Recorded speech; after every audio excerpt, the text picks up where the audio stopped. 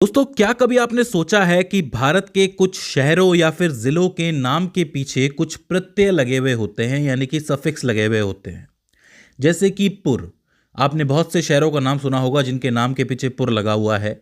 जैसे कि उदयपुर, रायपुर, जयपुर, जोधपुर, रामपुर, बीजापुर, ऐसे शहर होते हैं। कुछ शहर ऐसे होते हैं जिनके नाम के पीछे बाद लगा हुआ है। फिरोजाबाद, फर्रुखाबाद, आदिलाबाद।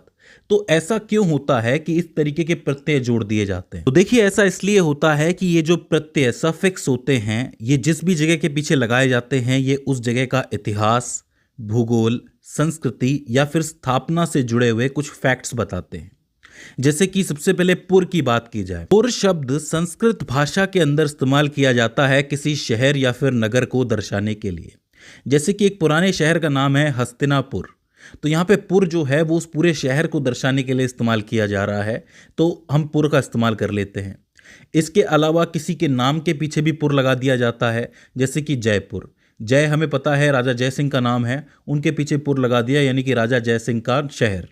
इसी तरीके से राम का शहर रामपुर, बीजापुर, जोधपुर, उदयपुर, रायपुर, इस तरह पुराने तरीके से शहर को दर्शाने का काम किया जाता है पुर लगा के। ऐसे ही एक शब्द आता है बाद।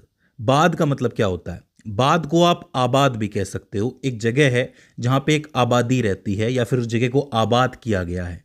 आबाद किया गया है यानी कि लोग वहाँ पे रहना शुरू कर देते हैं।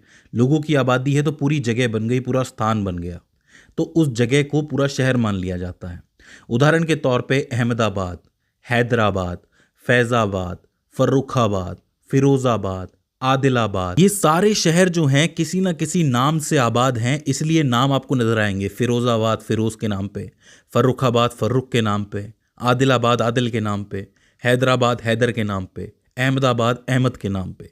तो इस तरीके से शहर बसे हुए हैं। आबाद का एक दूसरा अर्थ भी होता है कि जहाँ पे एक नदी बहती हो। अब जहाँ नदी बहती है उसी के आसपास आबादी रहेगी, तो स्पेशली नदी का इस्तेमाल किया जाता है बात दिखाने के लिए। उदाहरण के तौर पे इलाहाबाद। अब इलाहाबाद क्या है? इलाहाबाद आपको पता है आज के टाइम पे प्रयागराज उसका नाम है। पहले भी उसका नाम प्रयागराज था, बीच में इलाहाबाद हो गया, उसके बाद फिर से प्रयागराज कर दिया गया है। तो यहाँ पे हो क्या रहा है कि गंगा नदी बह रही है, तो नदी के किनारे बसा हुआ है ना शहर, इसलिए उसका नाम इलाहाबाद कर दिया गया। आपने अक्सर देखा होगा कि जहाँ पानी होता है वहीं पे आबादी बसती है, चाहे इंसानों की हो, चाहे जानवरों की हो, चाहे परिंदों की हो। पानी के करीब रहना चाहता है हर कोई, क्योंकि पानी से जीवन है, आपको मालूम है। तो इसी वजह से इसका नाम बात कर दिया जाता है कि वहाँ आबादी बसेगी जहाँ पानी होगा। इसी तरीके से गढ़ का इस्तेमाल भी होता है कई जगहों के लिए, जैसे कि चित्तौड़गढ़, रायगढ़, भानगढ़, प्रतापगढ़। अब इसको समझने में ज़्यादा देर नहीं लगेगी कि गढ़ है तो यहाँ पे गढ़ का मतलब है किला, किसी किले की बात हो रही है। तो किले के आसपास का पूरा जो क्षेत्र होता है उसको भी उस गढ़ के अंदर काउंट कर लिया जाता है कि भाई किले में कोई राजा रहता होगा, कोई बादशाह रहता होगा, तो उसके रहते उसके एरिया में कुछ नहीं हो सकता। तो इसका मतलब जहाँ जहाँ तक उसका सुरक्षा घेरा फैला हुआ है वो पूरी जगह गढ़ कहलाती है। चित्तौड़गढ़ के अंदर बहुत सारे किले हैं, तो इन्होंने पूरा चित्तौड़गढ़ ही बना दिया कि चित्तौड़ में गढ़ ही गढ़ हैं। इसी तरह रायगढ़ है, भानगढ़ के अंदर किला है, प्रतापगढ़ है, इसके अलावा अलीगढ़ हो जाता है, लालगढ़ हो जाता है। तो इस गढ़ वाले एरिया को आपको याद रखना है कि ऐतिहासिक रूप से सुरक्षित स्थानों को दर्शाता है गढ़ शब्द, कि ये इसका गढ़ है, यहाँ पे ये सुरक्षित है, यहाँ पे इसका कोई कुछ नहीं बिगाड़ सकता। इसी तरह एक शब्द आता है गंज। अब गंज जो है वो स्पेशली व्यापारिक केंद्रों को दर्शाता है, जहाँ पे व्यापार होता है, बहुत सारा बाजार फैला हुआ होता है, उस जगह को गंज कहा जाता है। जैसे कि रामगंज, हजरतगंज, किशनगंज, दरियागंज। दरियागंज तो दिल्ली के अंदर है, वहाँ पे पूरा एक मार्केट है, तो पूरे मार्केट को दरियागंज कह दिया गया है। कभी वहाँ से कोई नदी बहती होगी तो दरिया के किनारे जो बसा हुआ मार्केट है वो क्या कहलाएगा? दरियागंज, रामगंज, हजरतगंज। तो इससे आपको याद रखना है।